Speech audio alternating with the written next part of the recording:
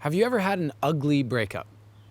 One of those can't stand the sight of them, need to block them on social media. You run into them at the mall with their new partner and you just walk the other way kind of breakup.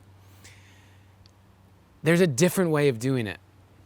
And I'd heard about it. I'd heard of this thing called conscious uncoupling, this ability to break up in love. And I thought I understood it, but there's a difference when you live it. And at the beginning of this year, my ex-girlfriend and I, who had been together for 9.5 years, we were talking about having a baby. 6 months later, we were breaking up. And I was given the message, the instructions to film everything, film the process, show what a breakup can look like when both people still love each other and are choosing love in each and every moment and interaction with each other. And so that's what this is. There is the breakup followed by the move out. And cameras are present, and I want to share with you this vulnerable and raw side of my life that I have been going through, so that you can make more loving choices for yourself and for others when you find yourself in difficult situations. Okay. Yeah, so how you want to do this? You want to ask us questions, or you want me to just cry?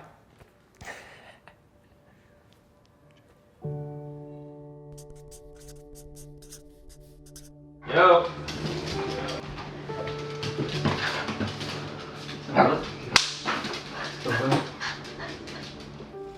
It is move out day. Today is officially the day that we move out of this house.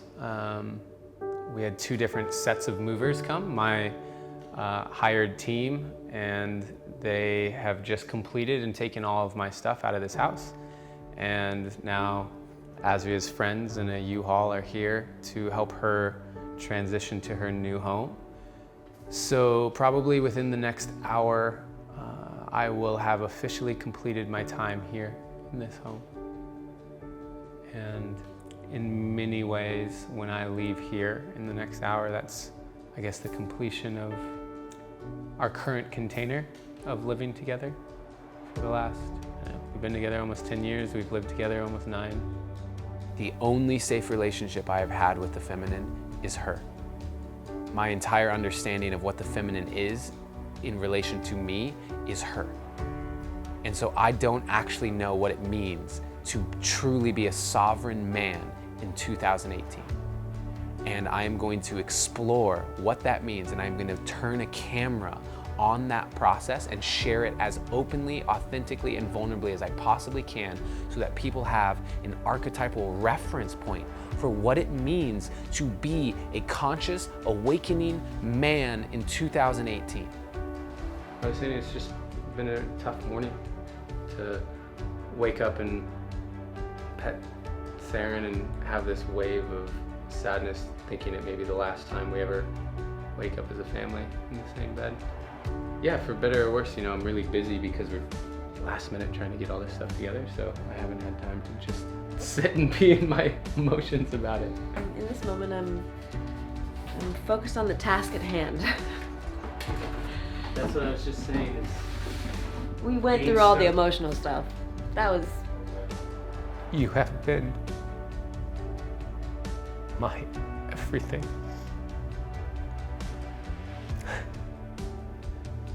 And that's the entire reason why we're choosing this now. But I want you to know that I have loved having you as my everything.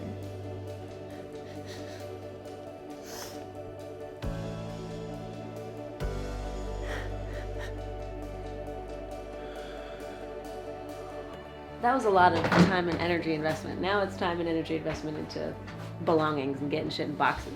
So what's the difference between your packing style and Adam's packing style? Mine makes sense. Nah.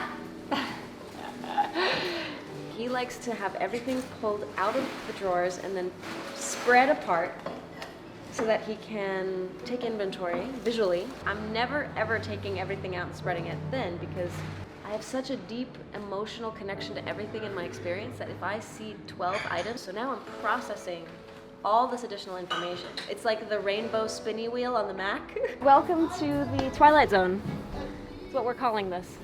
Because she's moving into a house, I'm letting her take like all the furniture, even the stuff that's mine. And I'm just realizing that I'm gonna have to buy it all. We're doing good. We love each other, and we're happy, and we're surrounded by friends. And we're gonna fly into the world, and we're gonna still hang out. If Kip doesn't kill you first. I know, it's time. We gotta go. Okay.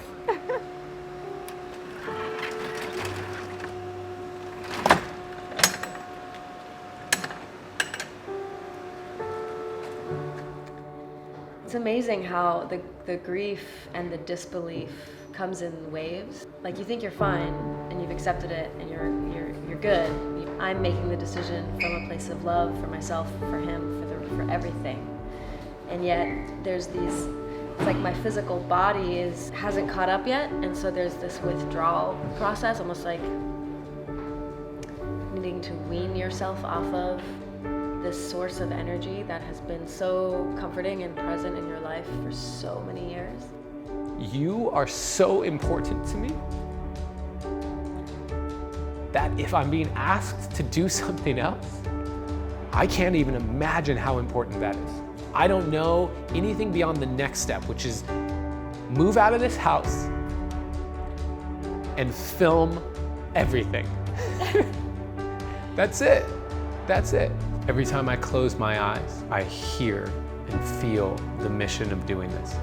In the depths of my soul, I feel it. And that's why I'm doing it.